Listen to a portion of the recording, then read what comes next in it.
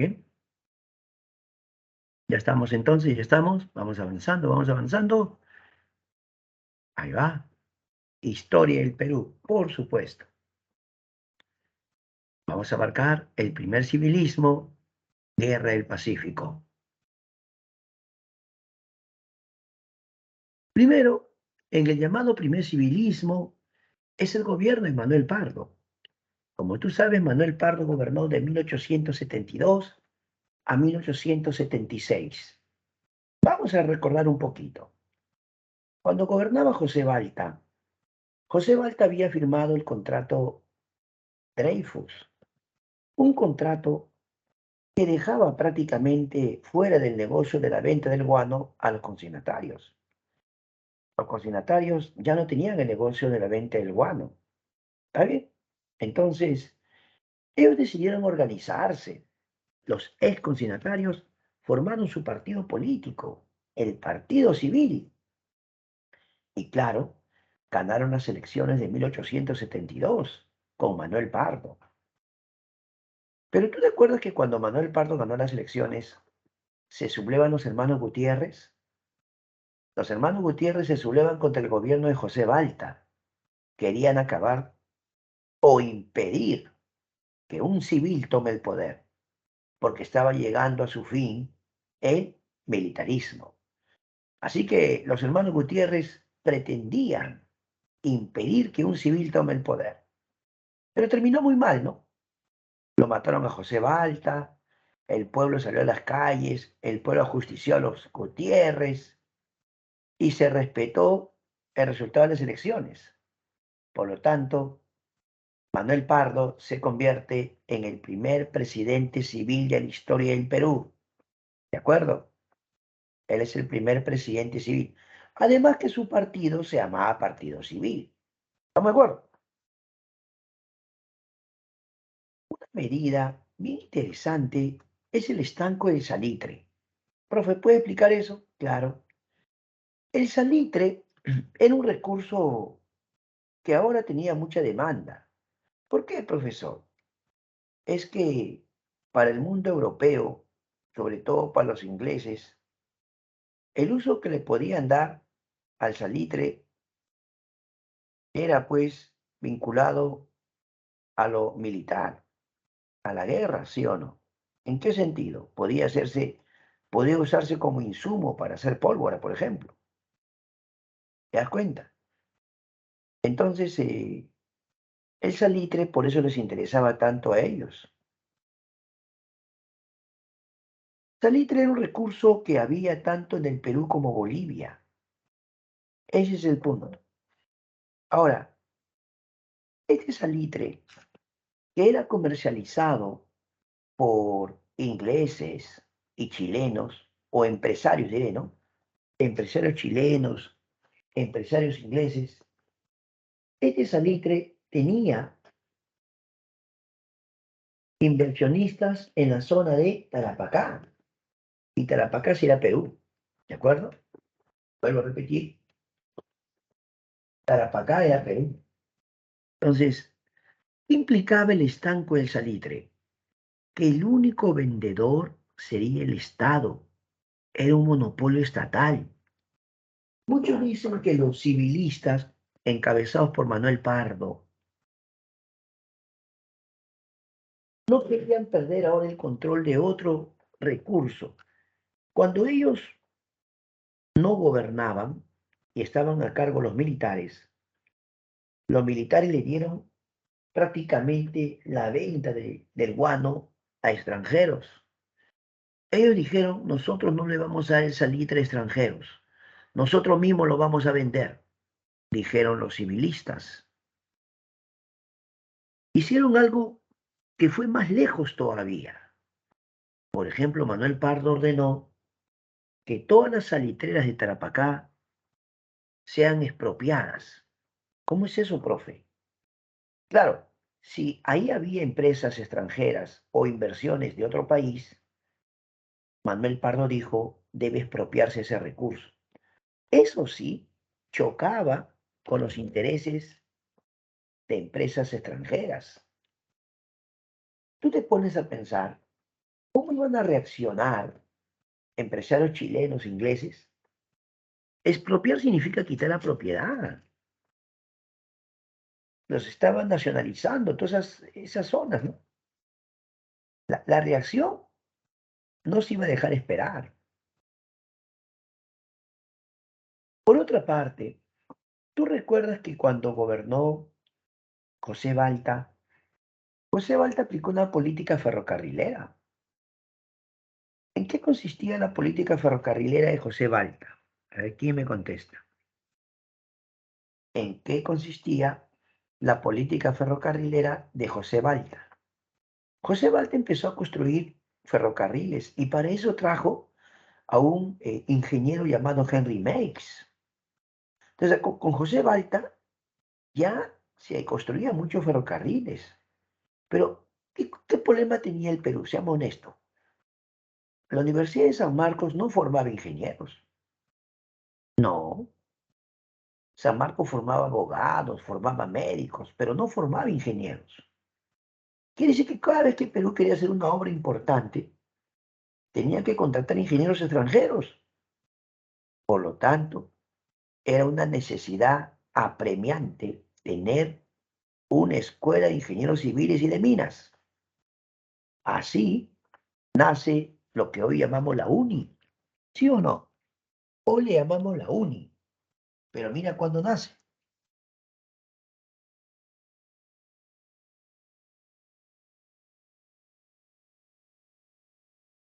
No pierde de vista, por favor, que la Escuela de Ingenieros Civiles y de Minas va a ser dirigida por un señor llamado Eduardo de Havis. Tú te has preguntado, a ver, has sido curioso, ¿alguna vez has ido por precisamente la avenida Havis y has visto, ¿no? La avenida Havis cruza la Panamericana, ¿no? O va por la, claro, la Panamericana eh, te lleva hacia la Tupac, la avenida Tupac, ¿sí o no? Y llegas a la Uni, pues, precisamente. A veces cuando tú vas por la Panamericana dice baja Javis, o si vas por la Tupac también dice baja Javis. Ya, pues, ¿quién fue Javis? El primer director de la Uni, pues. Claro, aquel que va a dirigir la Uni. Entonces, muy importante, ¿sí o no? Eduardo de Javis va a ser el primer director de la Uni, o su primer, algunos consideran pues fundador, ¿no? Claro, el presidente Pardo le encargó. Por otro lado, algo estaba pasando. Vamos a comentar. Resulta que le comentaron al presidente Manuel Pardo, señor presidente, ¿se ha enterado usted que Chile ha empezado a armarse militarmente con apoyo de Inglaterra? ¿Sabía usted que Chile está adquiriendo armamento moderno? Que los ingleses le están proveyendo buenos barcos y buen armamento. Además, sus oficiales están siendo entrenados. ¿Sabía eso, señor? Manuel Pardo le dijo, estén tranquilos, no se preocupen. ¿Por qué? Porque nosotros tenemos también nuestros propios acorazados. ¿Qué? Lo que pasa que Manuel Pardo confiaba en una alianza Perú, Bolivia, Argentina. ¿Cómo? ¿En serio? Manuel Pardo confiaba en una alianza Perú, Bolivia, Argentina. O sea que si se daba esa alianza, profe, ya Perú iba a estar más seguro, ¿no? Pero quiero que sepas algo. La verdad es que mientras no se firmara nada, y no se firmó, pues, o sea, con Argentina. La idea era Perú, Bolivia, Argentina. Pero de repente, Argentina le dice a Perú y Bolivia, no voy a firmar el tratado. ¿Pero por qué? Y la razón era que Argentina seguramente se preocupó por una situación. Chile envió representantes a Brasil. Chile le estaba proponiendo a Brasil un tratado defensivo. Todo indica que eso sí le preocupó a Argentina. Pero un momento, profesor. ¿Qué dijo Argentina? Argentina dijo que aún tenía unos pendientes y que no iba a firmar por el momento. ¿Pendientes con quién? Con Bolivia. El punto es que la iniciativa fue firmar un tratado con Bolivia y Argentina, pero al final solo firmó Perú con Bolivia. Ahí está, ¿ve? Tratado de alianza defensivo con Bolivia. Sin embargo, no olvides, por favor, que Manuel Pardo era un civilista y él tomó algunas acciones, con lo cual en el futuro habría muchas consecuencias. Por ejemplo, se redujo el presupuesto militar, se redujo la cantidad de efectivos militares y también se suspendió la compra de algunos armamentos necesarios. ¿Por qué? Porque él confiaba en ese tratado defensivo con Bolivia. Es más, él pensaba, seguramente, que con ese tratado ya Chile en el futuro no nos iba a hacer la guerra. Quiero aclararte que ese tratado se firmó en 1873, 6 años antes de la guerra. Luego, deja el poder Manuel Pardo y ¿quién va a entrar? Allá, lo va a reemplazar Prado. Pero Prado toma el poder y cuando gobernaba Prado es que va a comenzar la guerra del Pacífico. Atención, no te me vayas a confundir. La guerra va a comenzar cuando estaba en el poder Mariano Ignacio Prado. Y es lo que vamos a ver a continuación. La guerra del Pacífico, de 1879 a 1883. El Perú era gobernado por Mariano Ignacio Prado. Si a mí me preguntan cuál fue la causa de la guerra, o sea, ¿por qué se dio la guerra? Bueno, tenemos el control de los yacimientos salitreros de Tarapacá, Perú y Antofagasta. No podemos pasar por alto el hecho de que tanto Perú, Bolivia y Chile eran países que limitaban con el océano, ¿o no? Claro, en aquel entonces Bolivia tenía salida al mar. Vamos a ver el mapa un instante. El mapa nos va a ilustrar, ¿ya? A ver, con el mapa vamos a ver un poquito esto. Tú te fijas, por favor, Perú limitaba con Bolivia, ¿sí o no? Mira, ve. Y Chile, en todo caso, Chile limitaba por el norte con Bolivia, pero no con Perú. Si observas bien, los límites del Perú eran con Bolivia. Ahora, según el mapa, ¿ya? ¿Qué notamos? Notamos que en esta zona, más o menos, en el caso del Perú, Perú tenía salitre, pues, en Tarapacá, ¿entiendes? Esta zona de acá es Tarapacá. Aquí Perú tenía salitre. ¿Y Bolivia dónde? En esta zona, Antofagasta. Esta zona de Bolivia es Antofagasta. Entonces, ¿qué quería Chile? Simplemente tener el control de esos yacimientos salitreros, apoderarse de esos recursos. Pero podemos citar como antecedente, profesor, el hecho de que Perú había firmado un tratado de mutua defensa con Bolivia. Claro, es lo que comentamos hace un momento. Eso sería antecedente. Pero había otro detalle. ¿Qué cosa, profe? Chile y Bolivia tenían sus diferencias respecto a qué. Chile y Bolivia tenían sus diferencias respecto, por ejemplo, al control del salitre. Lo que pasa es que Chile y Bolivia ya habían firmado acuerdos de explotación muchos años antes. Para este momento, El presidente de Bolivia se llamaba Hilarión Daza, ¿ya?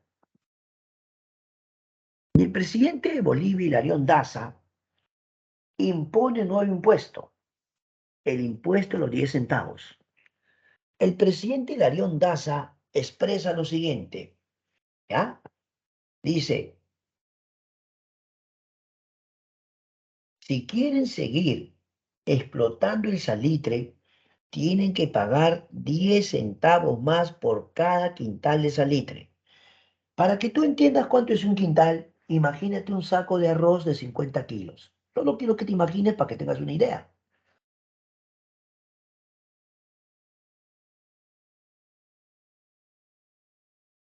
Entonces, otra vez, vamos a imaginar un saco de arroz de 50 kilos, más o menos, ¿ya? Eso vendría a ser más o menos un quintal.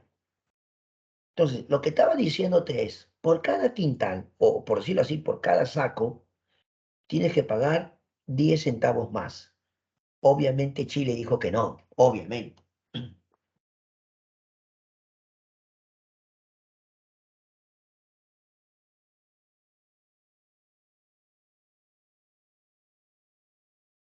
¿Por qué no aceptó Chile?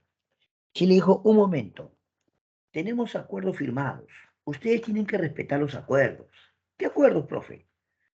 Lo que pasa es que en un gobierno anterior, el señor o el presidente Mariano Melgarejo había firmado con los chilenos acuerdos de explotación del salitre.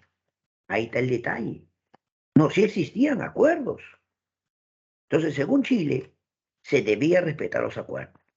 ¿Por qué vamos a pagar un nuevo impuesto? O sea, el presidente boliviano quiere imponernos un nuevo impuesto, pero ¿por qué? Si tenemos acuerdos firmados, se tienen que respetar los acuerdos, argumentó Chile. Ese fue su argumento. ¿Me entiendes? Sin embargo, no debes olvidar, por favor, no debes olvidar que el gobierno boliviano estaba en manos de una persona que no había sido elegida democráticamente. Hilarión Daza había dado golpe de Estado. O sea que Bolivia estaba gobernada por una dictadura. ¿Entiendes? Ya, ahora, ambas posiciones, la posición chilena, no vamos a pagar ese nuevo impuesto de 10 centavos porque nosotros tenemos acuerdos firmados. Posición boliviana, si ustedes no pagan, no van a poder explotar más el salitre. Listo. Ambos firmes en su decisión. Resultado, Chile toma acciones militares. ¿Qué? Sí. Chile ordena la ocupación de Antofagasta. Para sorpresa boliviana, Chile estaba preparado militarmente y Chile desembarca sus tropas en Antofagasta.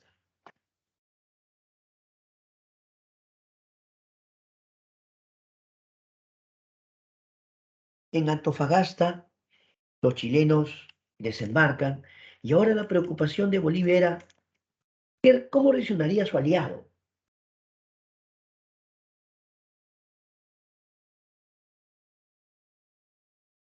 ¿Cómo reaccionaría el Perú? ¿Estaría dispuesto a unirse a Bolivia y pelear juntos? Porque, seamos honestos, desde que yo estaba en la primaria, ¿qué nos dijeron? Que Perú entró a la guerra por defender a Bolivia, ¿verdad? Al menos yo lo escuché cuando era niño, me explicaron así. Pero mire exactamente cómo fue. Cuando se produce este asunto, la reacción peruana fue enviar la llamada Misión Lavalle. Un ministro peruano, José Antonio Lavalle, viajó a Chile para hablar con el presidente de Chile, Aníbal Pinto. ¿Y qué tenía que decir el ministro peruano? A ver, ¿qué tenía que decir el ministro peruano? El ministro peruano le dice al presidente chileno, en nombre del Perú, nosotros ofrecemos la mediación. O sea, Perú se estaba ofreciendo como mediador. Perú se estaba poniendo en el medio entre Bolivia y Chile. Pero la gran pregunta que le hicieron al Perú es, ¿cómo puedes ser tu mediador si tú tienes una alianza con Bolivia? Ay, ay, ay. ¿Era cierto o falso? Y a Perú le dijeron, ¿tú cómo puedes ser mediador si tú tienes una alianza con Bolivia? En otras palabras, mis queridos estudiantes, Chile nos recordaba que Perú era aliado de Bolivia y eso no era ninguna mentira. Había un tratado. Así que el presidente de Chile, Aníbal Pinto, le dice al ministro peruano, nosotros le pedimos a ustedes que se mantengan neutrales. Manténganse neutrales. Ya estaba dicho. Así que el ministro peruano dijo, bueno, voy a ir a mi país, voy a hablar con mi presidente. Vaya usted a su país, hable con su presidente. Y ya nos está informando. Así que el ministro peruano José Antonio Lavalle habló con el presidente Mariano Ignacio Prado. Y el presidente Prado le dice, voy a reunirme con el Congreso de urgencia para tomar una decisión. Un momento, profesor. Acláreme las cosas. Chile no aceptó la mediación peruana. No, no aceptó la mediación peruana.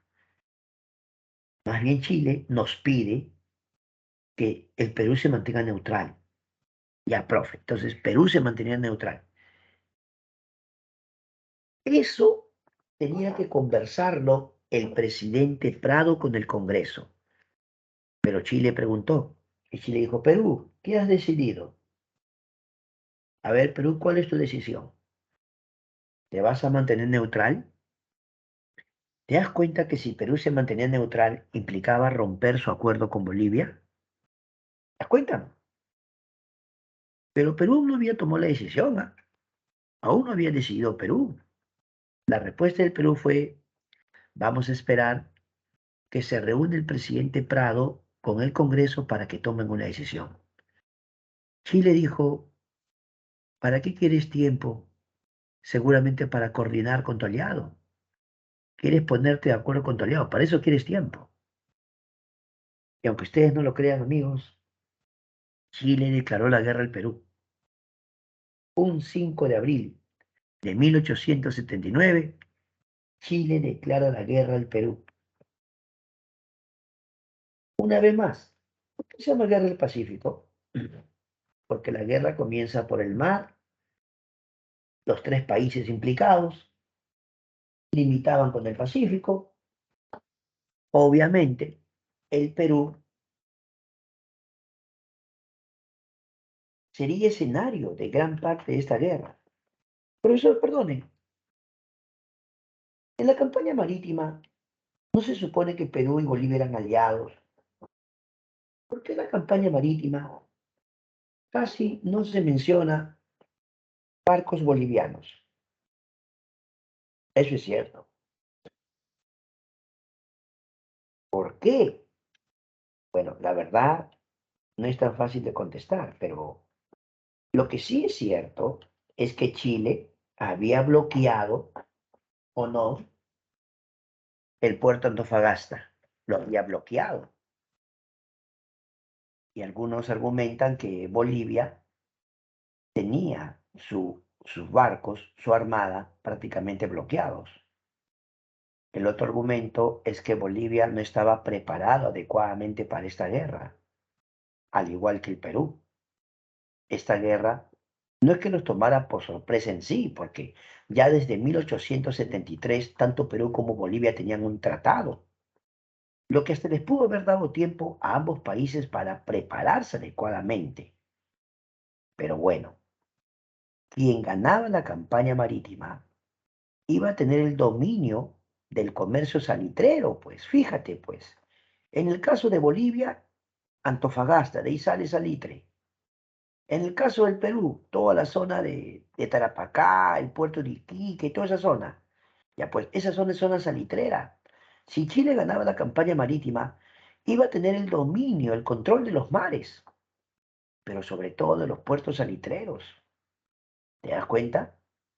O sea que la campaña marítima era económicamente muy importante, porque Chile lo que quería eran los recursos salitreros. Y se ganaba la campaña marítima, prácticamente controlaba los puertos salitreros. Ujú. La campaña marítima comienza con el combate de Chipana, ¿ya? El combate de Chipana es el inicio de la guerra, pero el inicio, ¿de acuerdo? Combate de Chipana. Siguiente punto, veamos. Siguiente punto.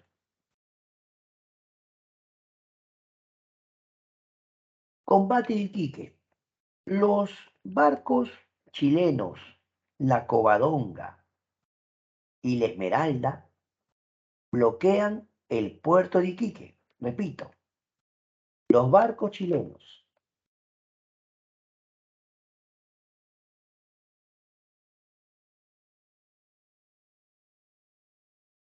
la Covadonga y la Esmeralda bloquean el famoso puerto de Iquique. Entonces, el presidente Prado, así como le escuchas, el presidente Prado ordena a Miguel Grau con su monitor Huáscar, ¿ya? Miguel Grau, con su monitor Huáscar tenía la tarea de defender Tacna, o perdón, defender y romper ese bloqueo. Ese bloqueo tenía que romperse cuanto antes. Así que Miguel Grau tenía la tarea de romper ese bloqueo. ¿Estamos de acuerdo? Ya. Pero no te olvides, por favor, no te olvides que Perú no tenía muchos barcos. El monitor Huáscar era un buen barco, pero no era el barco más moderno. Ahí está el detalle. Chile tenía barcos muy modernos. Tenía acorazados como el Blanco Encalada y el Cochrane. Pero, profe, en el combate de Iquique, Chile mandó dos barcos eh, relativamente barcos normales, pero no mandó superbarcos tampoco. En el puerto de Iquique estaba el barco La Esmeralda y la Covadonga. Perú envió el monitor Huáscar y la fragata Independencia. Primero, el monitor Huáscar se enfrenta a la Esmeralda y el monitor Huáscar hunde la Esmeralda. ¿Ya? Claro. Se impone el monitor Huáscar. Siguiente punto. Atención, ¿eh? Tenemos ahora la fragata Independencia contra la Covadonga. De repente, la fragata Independencia empieza a perseguir a la Covadonga, pero resulta que la Covadonga hizo unas maniobras pegándose a las costas. Es que la Covadonga era un barco más pequeño, podía hacer eso, ¿de acuerdo? Podía hacer esas maniobras. La fragata Independencia no. ¿Por qué? Porque la fragata Independencia era un barco más grande. Si se pegaba a las costas y hacía esas maniobras, corría el riesgo de chocar y hundirse. Y lamentablemente eso pasó. ¿Ya? La fragata Independencia choca, se llama encallar, ¿no? La masa rocosa y señores, o un banco de arena, ¿no? La fragata Independencia chocó y empieza a hundirse. Esto para el Perú era grave. ¿Por qué, profe? Porque no teníamos tantos barcos. La Esmeralda fue derrotada por el Huáscar, ¿sí o no? El Huáscar derrotó a la Esmeralda, pero ahora la fragata Independencia en el Perú, lamentablemente, mira de qué forma lo perdemos, se hunde. De repente va a venir un momento conocido como las correrías del Huáscar. Preguntan los jóvenes, ¿qué son las correrías de Huáscar? Aquel momento de ataques estratégicos, pero solo atacar posiciones chilenas y evitar una confrontación directa. Eso básicamente era, ¿ya? Atacar posiciones chilenas estratégicas para evitar una confrontación directa. El detalle va a ser ya el momento decisivo en el combate de Angamos, ¿ya? Combate de Angamos. ¿Qué pasa en el combate a Angamos? El monitor Huáscar, al mando de Miguel Grau, se va a enfrentar a la flota chilena.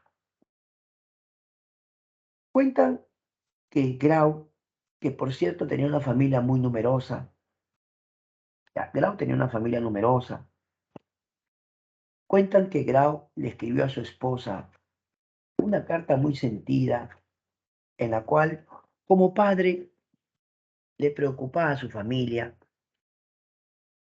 pero Grau concluye su carta diciendo, si el Huáscar no regresa, yo tampoco volveré. Eso nos deja pensando en la resolución de Miguel Grau respecto a esa guerra. Grau tenía en mente pelear hasta el fin. Ahora, cuando decimos que el Huáscar se enfrenta a la flota chilena, ¿esa es una exageración? Bueno, para el combate a Angamos, el Huáscar iba acompañado por un barco llamado La Unión, ¿ya? El Huáscar y La Unión, un barco pequeño.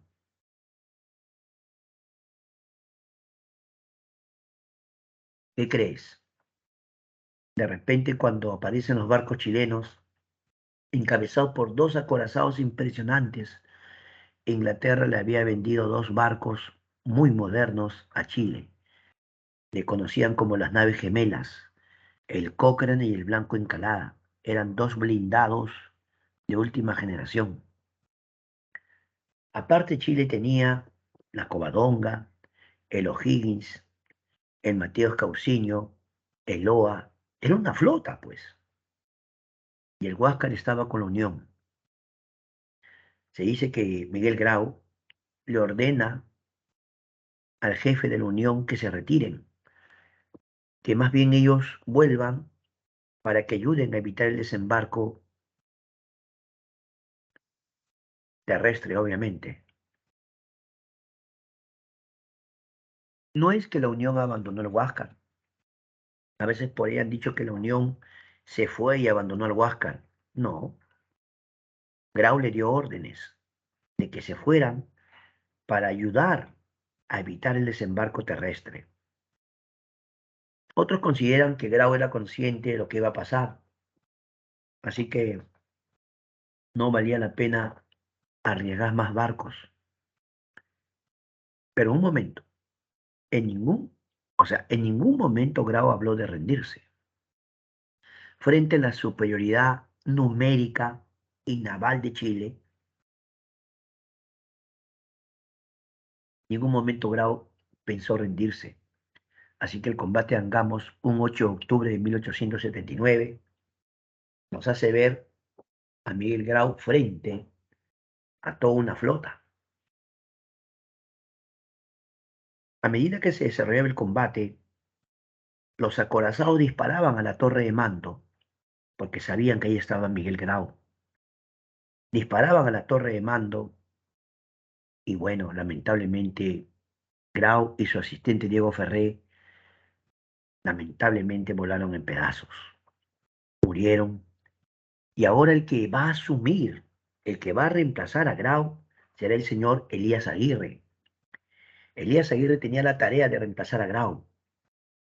Mira, esto sí nos dejó pensando a todos nosotros que Elías Aguirre tomó la decisión de seguir luchando. Y así se fueron sucediendo en el mando varias personas. Elías Aguirre, el señor Palacios, el señor Rodríguez.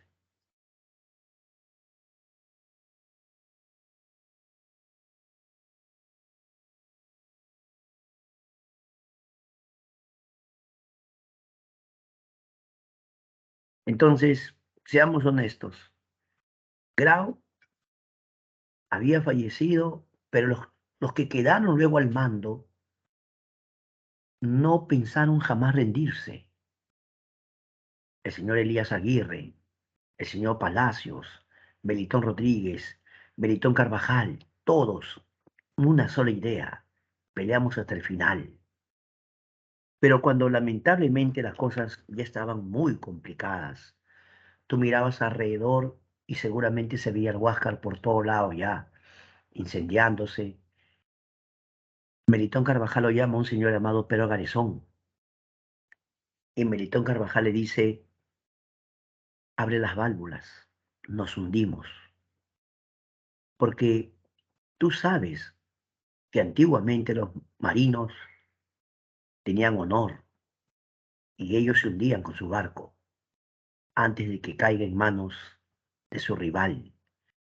Tú debías evitar que tu barco sea capturado y caiga en manos de tu rival. Así que cuando Pero Garizón se disponía a obedecer, los chilenos abordaron el Huáscar. Abordaron el Huáscar, cerraron las válvulas y el Huáscar fue capturado. Hoy día el Huáscar es exhibido en la bahía de Talcahuano, ¿no? Es exhibido en la bahía de Talcahuano. La campaña marítima se perdió, Chile tendrá dominio sobre los mares y también el control del comercio salitrero.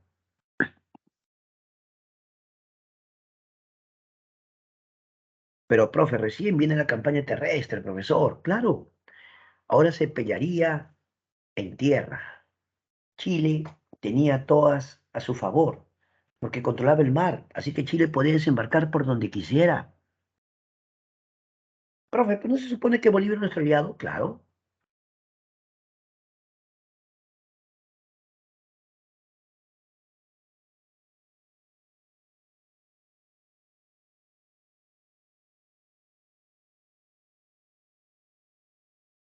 Chile planificó por qué lugar era más adecuado desembarcar. Y la pregunta es, ese lugar era Pisagua. ¿Por qué Pisagua? Porque Pisagua se encontraba exactamente al centro entre Arica y Tarapacá. Si tú desembarcabas por Pisagua, cortabas la comunicación entre el cuartel de Arica y la base Tarapacá. Eso fue planificado. Chile lo planificó. Eso no fue casualidad. Por lo tanto, primer desembarco chileno en Pisagua. Aparte en Pisagua había un ferrocarril que Chile quería usar para transportar a sus soldados, sus armamentos, sus caballos, todo. Además en Pisagua había provisiones. O sea que el desembarco en Pisagua realmente fue planificado por Chile y no es ningún secreto. Inglaterra lo asesoraba, Inglaterra lo apoyaba militarmente, económicamente. En Pisagua los chilenos ingresaron, siguen avanzando. Batalla de Germania, lamentablemente otra derrota, derrota peruana. Batalla de San Francisco, otra derrota, no puede ser, profesor. Pero llegó la batalla de Tarapacá. Ojo con esto. Batalla de Tarapacá, la única victoria peruana, señores, en el sur, la única batalla que Perú logra triunfar. A esta batalla, o se le recuerda por la gran participación de Cáceres, que intervino con su batallón Cepita. Cáceres interviene con su batallón Cepita, ¿de acuerdo?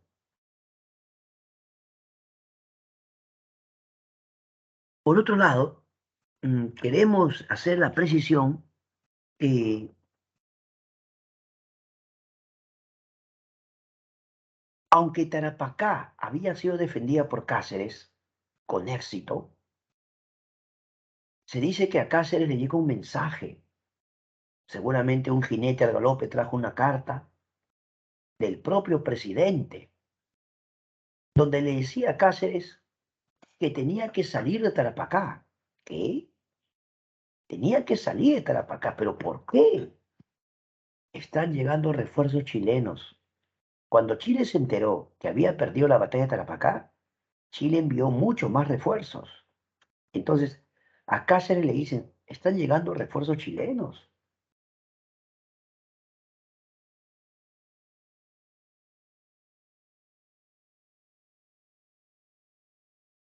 Por lo tanto,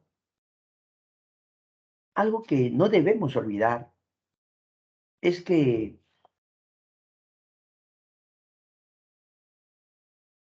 si bien es cierto, Perú ganó la batalla de Tarapacá, el interés de Chile era conquistar Tarapacá porque ahí estaba el salitre. Así que Chile no se iba a resignar a perder solamente esa batalla. Chile estaba mandando más refuerzos. Si Cáceres se quedaba ahí, era bien difícil que pueda resistir, porque ya había un problema, falta de armamento, falta de municiones. La guerra recién había comenzado y ya Perú sentía eso. Pero ¿acaso no te mencioné hace un momento que en el gobierno de Manuel Pardo hasta redujo el presupuesto militar? Es que los civilistas querían quitarle poder e influencia a los militares. Y por esa forma de pensar, mire lo que ocurrió. Las consecuencias se ven posteriormente. Y en este momento se estaba sintiendo porque las tropas de Cáceres tenían pocas municiones, poco armamento, y encima, entonces Cáceres se retira. Los chilenos llegan y ocupan Tarapacá. ¿Dónde está la contradicción, la paradoja? Que habiendo Cáceres ganado la batalla de Tarapacá, tuvo que retirarse de Tarapacá. Y el presidente Prado de Arica viene hasta Lima. ¿Por qué el presidente Prado va de Arica a Lima? Va al Congreso, expone sus argumentos y les dice, señores, es importante que viaje a Europa a comprar armamento. Es necesario que vaya a Europa a comprar armamento. Pero pensemos, por favor, pensemos. ¿No podía encargar de otra persona? ¿Por qué tenía que ir necesariamente él? No, profe, como él es presidente, él iba a agilizar la compra, profe. Además, como era militar, él sabía de armamento. Pero en este momento crucial se necesitaba el presidente en el Perú. Él estaba dirigiendo la guerra. ¿Cómo se va a ir? Es más, ¿cómo los congresistas le van a autorizar? No, él no se escapó. Él fue autorizado. Él viajó a Europa autorizado por el Congreso. El detalle es que no volvió. ¿Sí? No volvió. Al menos durante la guerra, que es lo que importa en este momento. Durante la guerra, Prado no regresó. ¿A quién le dejó Prado el poder? Prado le encargó el poder a un general llamado Luis Lapuerta. ¿Ya? Entonces, cuando Prado se va, le encarga el poder a Luis Lapuerta. Como demoraba en regresar, obviamente más de uno le preguntaba a Luis Lapuerta, ¿no? ¿Cuándo vuelve? ¿Cuándo vuelve? ¿Cuándo vuelve? ¿Qué podía contestar Luis Lapuerta, pues? Y de repente, Nicolás de Piérola da golpe de Estado. Ojo con esto, golpe de Estado de Nicolás de Piérola. Piérola toma el poder. A partir de este momento, la campaña en Tacna Arica sería dirigida por el presidente Piérola, ¿ya? Campaña en Tacna Arica, ya es Piérola el presidente. Primera batalla, batalla de Los Ángeles, derrota peruana, no, derrota peruana. Luego viene la batalla de Alto de la Alianza. ¿Por qué crees que se llama batalla de Alto de la Alianza? Porque hasta ahí llegó Bolivia. Por cierto, Bolivia había cambiado de presidente. Ya no está Hilarión Daza. Ahora el nuevo presidente de Bolivia se llamaba Narciso Campero. ¿Eh? Narciso Campero.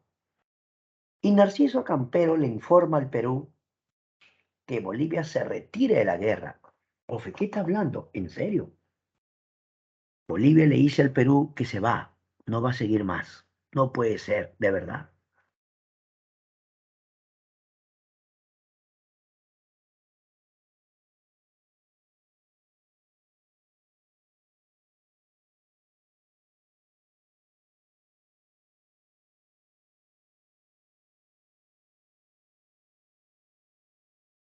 Bolivia participa en la guerra hasta la batalla de Alto la Alianza. Y ahí Bolivia ya se retiró. Por lo tanto, para la batalla de Arica, Perú ya no tenía aliado. Pero ante la batalla de Arica, atención, ante la batalla de Arica, un representante de Chile llamado Juan de la Cruz Albo llegó al Perú. Llegó a Arica para hablar con Francisco Bolognesi. Sí, le van a pedir que se retire, ¿ya? Que se rindan. Juan de la Cruz Albo le dice a Bolognesi, ríndanse, entreguen las plazas y luchar. ¿Cuál fue la respuesta de Bolognesi? Claro, seguramente es algo que recuerdas desde la primaria, pero que podemos resumir al decir que Bolognesi expresó que lucharía hasta quemar el último cartucho. Los que pelearon en Arica eran conscientes de lo que iba a ocurrir. No es agradable decirlo, pero Perú ya tenía serios problemas, falta de municiones, falta de armamento, incluso en lo que se refiere a soldados, material humano. ¿Será que Manuel Pardo confió demasiado en ese tratado defensivo y no pensó en las posibles consecuencias de no prever adecuadamente? Es evidente, profesor, claro. Pero después de la batalla de Arica, los chilenos por un momento pensaron que Perú estaba listo para rendirse. Claro, la batalla de Arica fue una derrota, pero Chile pensó que Perú ya estaba listo para firmar y entregar territorio. Perú dijo, no, no lo vamos a hacer. ¿Qué cosa? Así que Chile decidió presionar enviando la expedición Lynch. Patricio Lynch, a quien llamaban el Príncipe Rojo, era irlandés. No era chileno, era irlandés.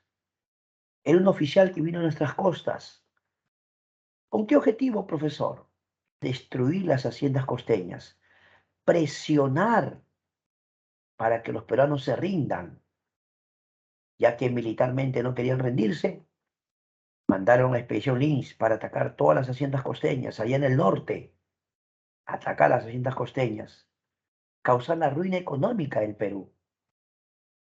Sin embargo, aún así, Perú no hablaba de rendirse.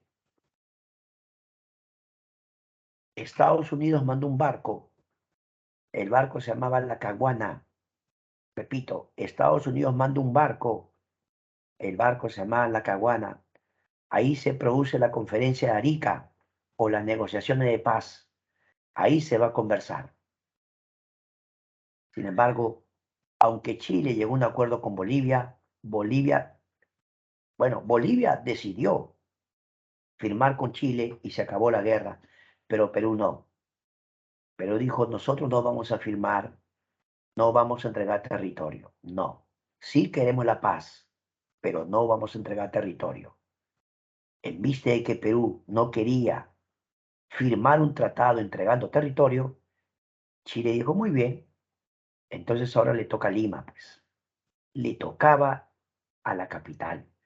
Ya era 1881 y Lima iba a participar en la guerra. Para la campaña de Lima, acuérdate, el presidente era Pierola. Pierola organizó tanto la batalla de San Juan como la batalla de Miraflores. Acuérdate, Pierola. Pero ¿quiénes iban a defender Lima? Las reservas. ¿Y quiénes eran las reservas? Todo varón adulto, apto para luchar, pero sin experiencia militar muchas veces. Llamadas a los profesionales, ya sean ingenieros, médicos, abogados, los estudiantes universitarios, los alumnos del colegio Guadalupe, último grado de secundaria. Se convocó a todos, comerciantes, obreros, para defender Lima. En la batalla de San Juan, lamentablemente derrota. Batalla de Miraflores, otra derrota. Lima va a ser ocupada. El general Manuel Baquedano lleva a cabo la ocupación de Lima. La capital es ocupada. Sin embargo, en vista de que estaban destruyendo la ciudad, Un almirante francés, Abel du Petit-Thouars, interviene, habla con los chilenos y les dice que paren la destrucción, que se detengan. Abel du Petit-Thouars, algunos le llaman el Salvador de Lima, hablaba en nombre de los residentes extranjeros y las inversiones extranjeras. Acá en Perú había residentes extranjeros y también inversiones. Pero ¿sabías tú que se formó un gobierno llamado Gobierno de la Magdalena? ¿No ves que toda esa zona del Palacio de Gobierno estaba ocupada por los chilenos? Por lo tanto, se va a crear otro gobierno, el Gobierno de la Magdalena. Proclamaron a Francisco García Calderón. Él asumiría la presidencia. Los chilenos lo buscaron y le dijeron que firme la paz de una vez. No, señor, no firmo. Ah, no quiere firmar. Lo deportaron a Chile. Francisco García Calderón es deportado a Chile, señores. Pero viene la mejor campaña, la campaña heladeña, en la Sierra Central. Cáceres va a llevar a cabo la resistencia con campesinos. Cáceres pelea con campesinos en la Sierra Central, toda la zona del Valle del Mantaro, Junín.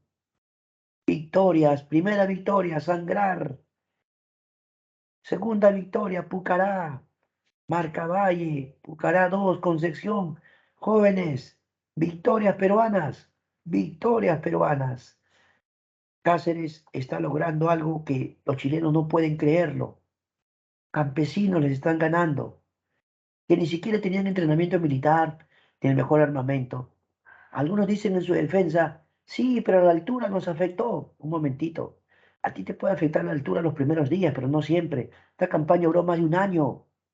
Además, la diferencia entre el campesino y el soldado chileno es que el campesino no tenía entrenamiento militar ni armamento. El chileno tenía entrenamiento militar y buen armamento inglés. Mira esa diferencia. Sin embargo, en la Sierra Norte hay una batalla llamada San Pablo. Ahí, triunfo peruano también en la Sierra Norte, Cajamarca. Pero un grupo de hacendados le pide a Miguel Iglesias, le pide que acepte la presidencia y que se rindan. ¿Qué? Eso se llama el grito de Montán. Un grupo de hacendados le dice, señor Iglesias, de una vez firme la paz ya, ¿para qué seguir con esto? De una vez hay que rendirnos. No puede ser. Iglesias o Miguel Iglesias realiza el grito de Montán cuando ofrece la rendición. Pero Cáceres dijo, no, señor, yo voy a seguir peleando. Será la batalla de Huamachuco. Cáceres y sus campesinos siguen luchando, pero la falta de apoyo, la falta de municiones, Cáceres derrotado, pierde Cáceres en Huamachuco. La guerra prácticamente había llegado a su fin, porque ahora se va a firmar el Tratado de Ancón. Perú entregaba Tarapacá a perpetuidad, o sea, para siempre. Perú entregaba Tarapacá para siempre. Tacna Arica, bajo control de Chile por 10 años. Ese fue el acuerdo. Luego, abrió un plebiscito. ¿Qué es un plebiscito? Una consulta popular. ¿Cómo es eso, profesor? Explíquese. Los pobladores de Tacna de Arica tendrían que ir a votar y escoger si querían ser de Perú o si querían ser de Chile, nada más. Solo los pobladores de Tacna de Arica irían a votar si quieren ser de Perú o si quieren ser de Chile. Pero para eso tenían que pasar 10 años. Mientras tanto, Tacna y Arica quedarían bajo control de Chile. Esta guerra se perdió o se va a perder debido a que estaban divididas las tropas peruanas, pero más que todo la clase dirigente, la falta de coordinación, la falta de preparación, definitivamente la falta de unidad. Eso va a ser un problema muy serio. ¿Cómo que no? Mira, te voy a dar un ejemplo. Mientras Cáceres estaba peleando en la Sierra Central, ¿qué hicieron los de la Sierra Norte, los hacendados? ¿No le dicen a Iglesias hay que rendirnos? En vez de unirse y pelear juntos, los de la Sierra Norte, o los hacendados para ser exacto, le dicen a Iglesias hay que rendirnos. Y ellos estaban apurados a firmar de una vez ya. Es que los grandes hacendados estaban preocupados más en sus bienes, propiedades, que preocuparse en el Perú. ¿Y por qué no les importó el que los campesinos estén peleando? Porque ellos veían a los campesinos como su servidumbre. ¿Te das cuenta? Así que la falta de unidad fue también un serio problema para el Perú. Muy bien, hasta aquí la teoría, mis queridos estudiantes. Hasta aquí la teoría. Ahora pasamos, ahora pasamos al examen diario. Quisiera invitarlos, por favor, a buscar su examen ya, su examen diario. Vamos, vamos, todos los estudiantes a su examen diario. Vamos, vamos.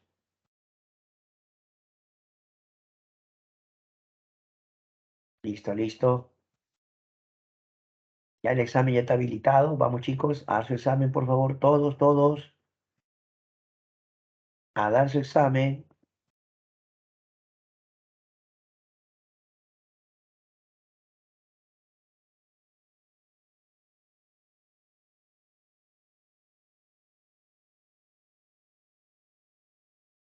Por favor, no esperes el último momento.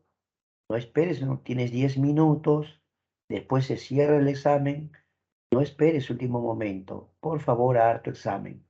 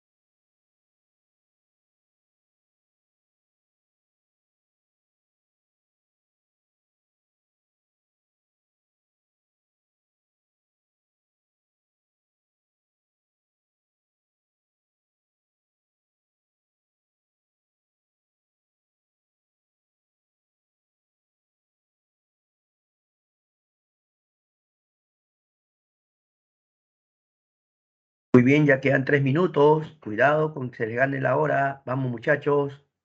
Aún falta buen grupo, ¿ah? ¿Qué pasó, muchachos? Vamos, vamos. Tienen que practicar, es importante practicar. Vamos, jóvenes, vamos. Todavía tienen 3 minutos. Vamos, vamos. Practiquen, jóvenes, practiquen. Todavía se puede enviar. Vamos, vamos.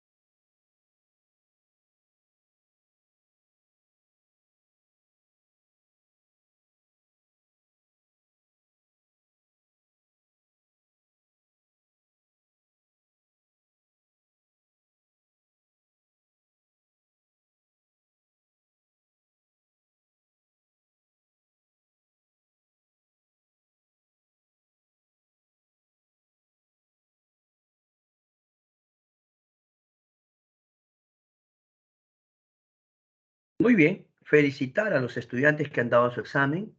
Darle las gracias también, porque es muy importante saber para nosotros cómo va usted, qué ha captado, en qué falló, qué mejorar. Esa información es valiosa para los profesores, pero sobre todo a ti te da experiencia, confianza, práctica, destreza. Es importante siempre practicar. Ahora continuaremos con el llamado momento de practicar. ¿Qué les parece? Continuamos. El momento de practicar.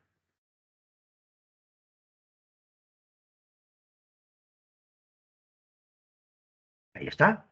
Momento de practicar.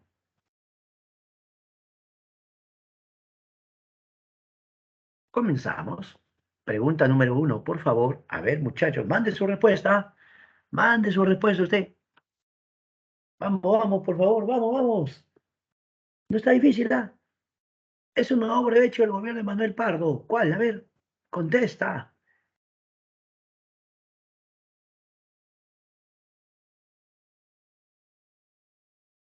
¿Cuál sería tu respuesta? Vamos, vamos. Ah, jornada de 8 horas, no, pues. Ahí está, profesor. La nacionalización del Salitre, sí, esa es. La nacionalización del Salitre de Tarapacá. Por supuesto, la B de bueno. Correcto, la B. Eso mandaste, ¿sí o no?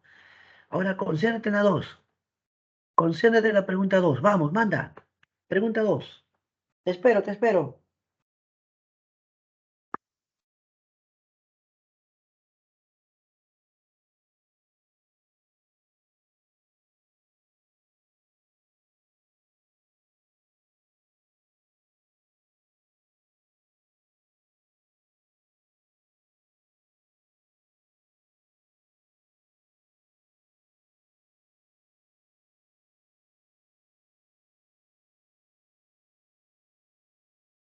Muy bien.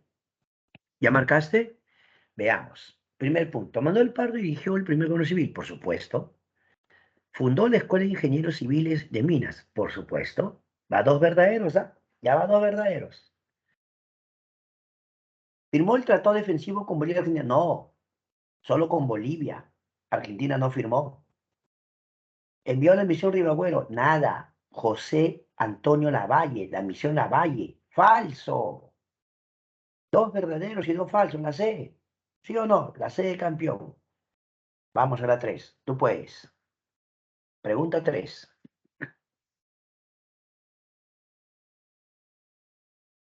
Lee bien, lee bien.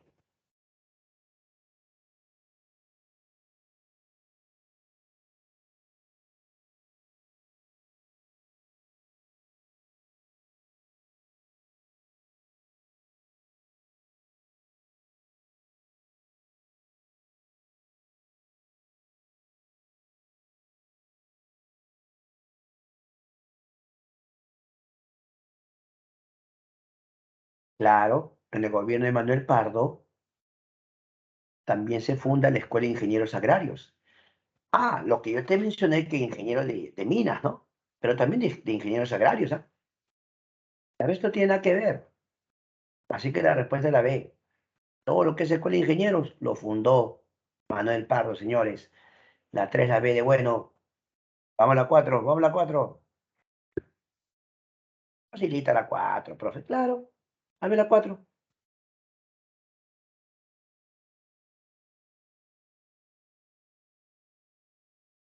¿Yacimientos de qué? Salitre, profe, salitre. Está bien. Salitre. Correcto. La 5. Vamos a la 5.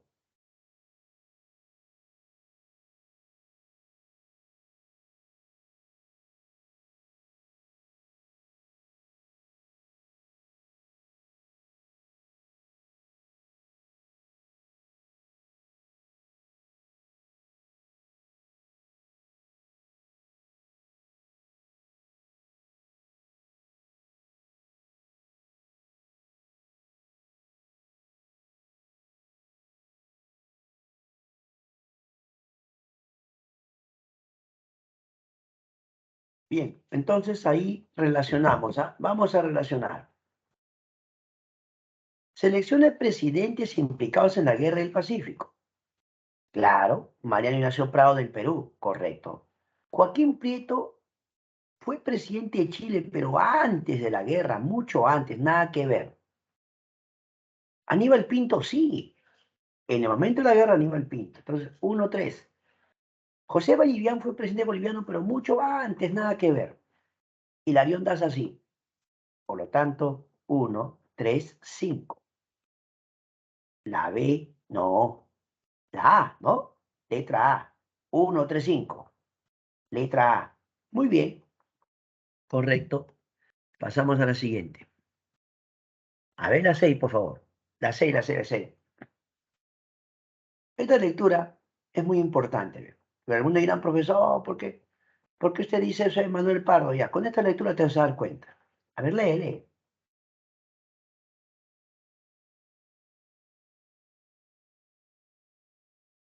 A ver, lee, por favor, lee, lee.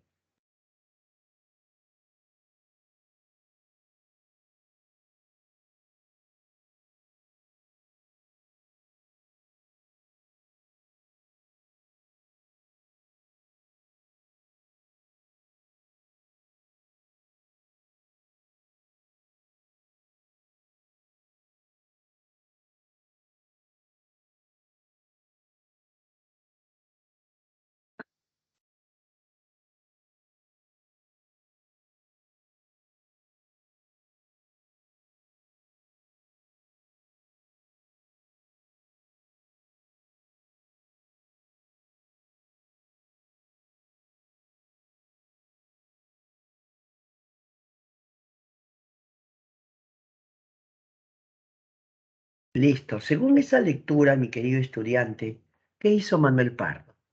En la lectura dice, sí o no, que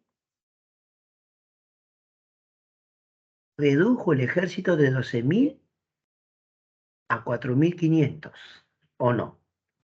Luego dice, más dañino que el corte de personal fue que Pardo canceló los contratos, los navíos. Mira, canceló contratos de compra. Pero en la parte inicial dice, la filosofía del Partido Civil de cortar el poder duradero de las Fuerzas Armadas. O sea, los civilistas querían quitarle poder a los militares. Entonces, ¿tu respuesta cuál es? La C, pues. La política civilista de cortar el poder a los militares tuvo serias consecuencias. La C, campeón. Vamos a las 7. Sobre la campaña terrestre, la guerra contra Chile, señales son verdaderos o falsas las siguientes proposiciones. A ver, el primer desembarco chileno fue en Pisagua, verdadero. ¿La batalla de Tarapacá fue una victoria? Sí, dos verdaderos ya. Bolivia se retira por Latinoamérica, mentira, alto la alianza. El combate Iquique ocurrió después, otro falso, ¿sí o no? ¿Cómo el combate Iquique va a ser después de la batalla de San Francisco si primero es la campaña marítima? Por eso, dos verdaderos, dos falsos. La E, la E. Dos verdaderos, dos falsos. A ver,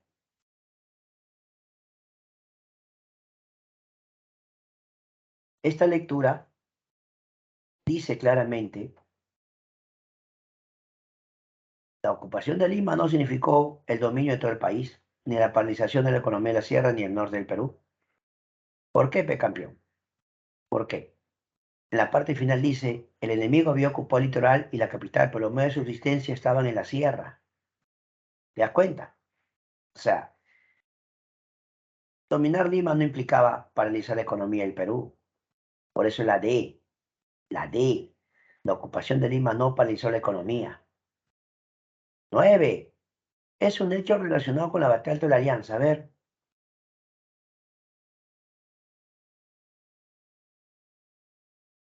9. Es un hecho relacionado con la batalla de la Alianza. ¿Cuál es?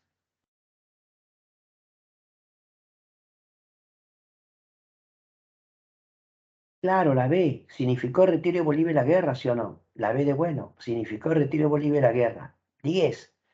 De la siguiente relación de acontecimientos históricos que corresponden a la guerra contra Chile, establezca el orden cronológico correcto. Tenemos que relacionar, a ver, ¿cómo sería? A ver.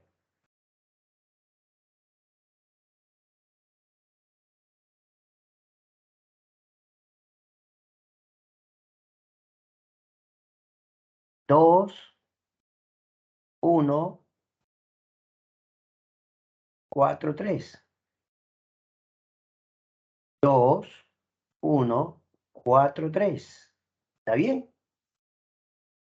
La A, letra A, ¿sí o no?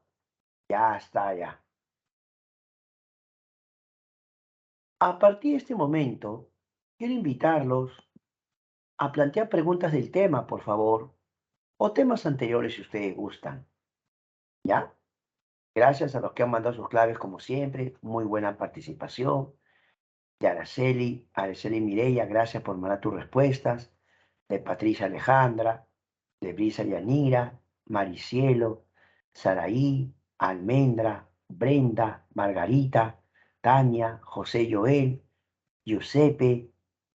Ahí están los muchachos, ¿eh? Tanya, Martín Gonzalo, Fabiana. Gracias, muchachos, por mandar sus respuestas, ¿ah? Eso está muy bien. Ya llegaron las preguntas, ¿ve? Excelente, las preguntas están ahí. Excelente, excelente. Mientras más preguntas, mejor para los estudiantes, ¿ah? Veamos la primera pregunta que nos ha enviado Araceli Mireya. Profesor, al terminar la guerra, ¿quién era el presidente del Perú?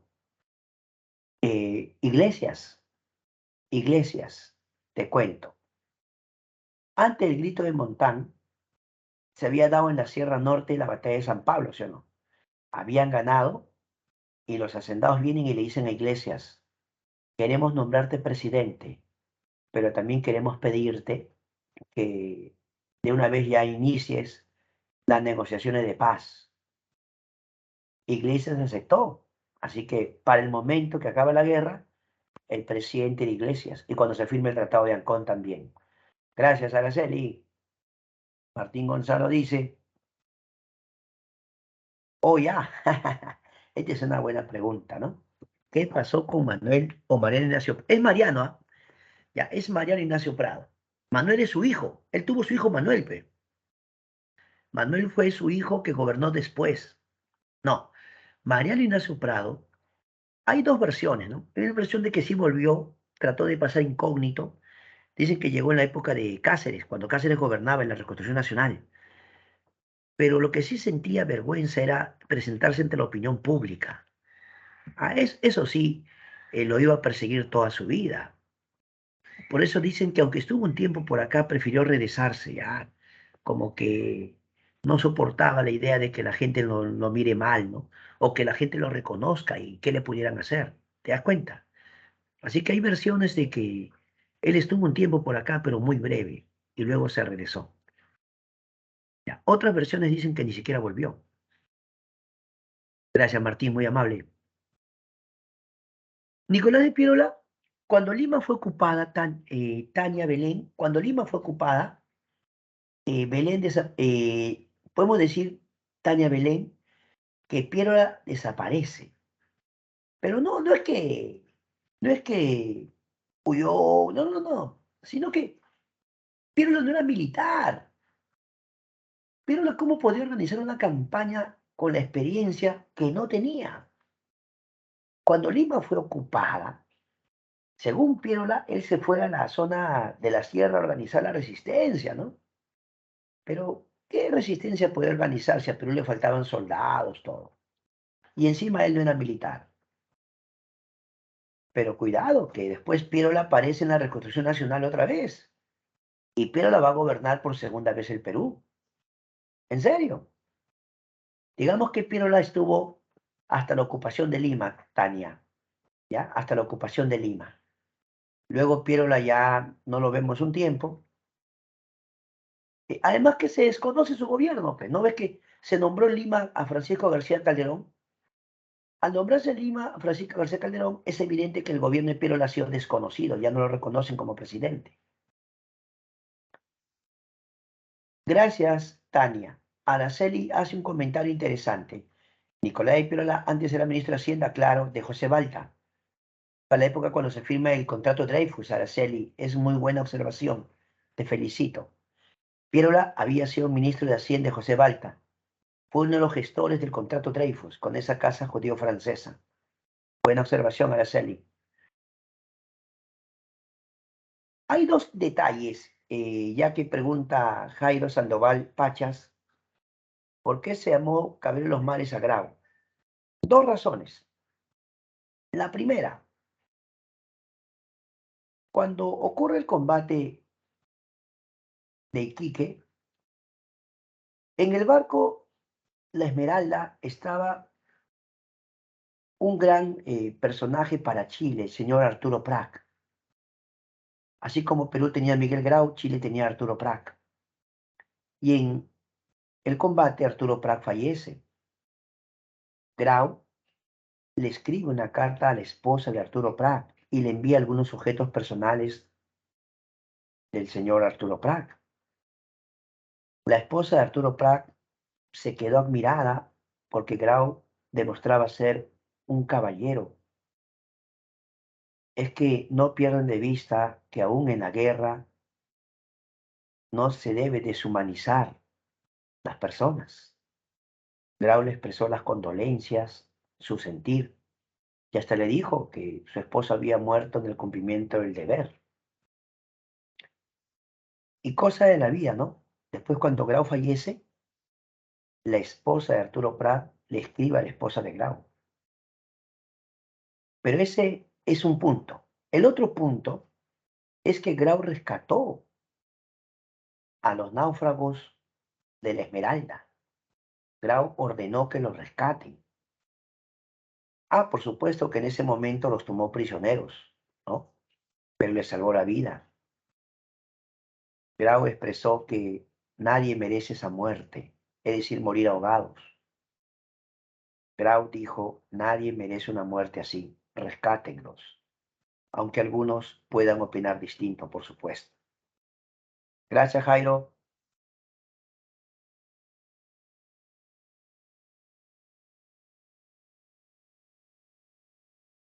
Son palabras muy relacionadas, Jonathan. Algunos prefieren utilizar la palabra nacionalización o estatización para referirse a que el Estado asume el control. Expropiar simplemente implica quitar la propiedad, ¿me entiendes? Pero si tú dices nacionalizar, lo que estás diciendo es que es el Estado quien va a asumir el control, muy semejante a la palabra estatizar, ¿de acuerdo? Pero son palabras muy relacionadas. El hecho es que cuando pasa eso, es el Estado el que asume el control. A eso se refiere, amigo Jonathan. Muchas gracias. Maricielo pregunta, ¿por qué Bolivia impone el impuesto de los 10 centavos? Porque según Bolivia, con la exportación del salitre, ganaban los chilenos e ingleses y Bolivia obtenía muy poco. O sea, Bolivia sentía que ellos obtenían muy poco de ganancias con respecto al salitre que se llevaban. Por eso que Hilario Ordaz impone ese nuevo impuesto.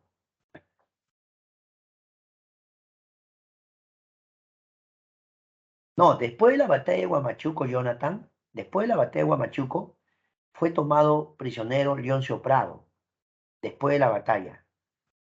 Y al poco tiempo luego va a ser pues ejecutado, ¿no?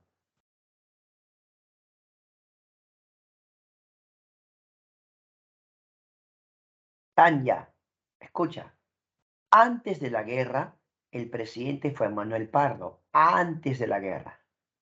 Durante la guerra fue Mariano Ignacio Prado. ¿Ya? Gracias, Tanya. No, quien mandó un barco fue Estados Unidos, Maricielo. Quien envía el barco es Estados Unidos, pero un barco que sería un barco neutral para las negociaciones. Se llamaba el barco La Caguana, en la que asistieron peruanos, bolivianos y chilenos. ¿Ya? La expedición Liz vino a las costas para causar la ruina, la destrucción y presionar la rendición peruana. Claro, Araceli comenta, cuando termina la guerra, Perú estaba en quiebre económico, sí, bancarrota fiscal. Al final de la guerra, Margot, surge el segundo militarismo que la otra semana analizaremos. Jonathan pregunta, ¿cómo ha ido Inglaterra a Chile? Lo financió económicamente y lo asesoró militarmente.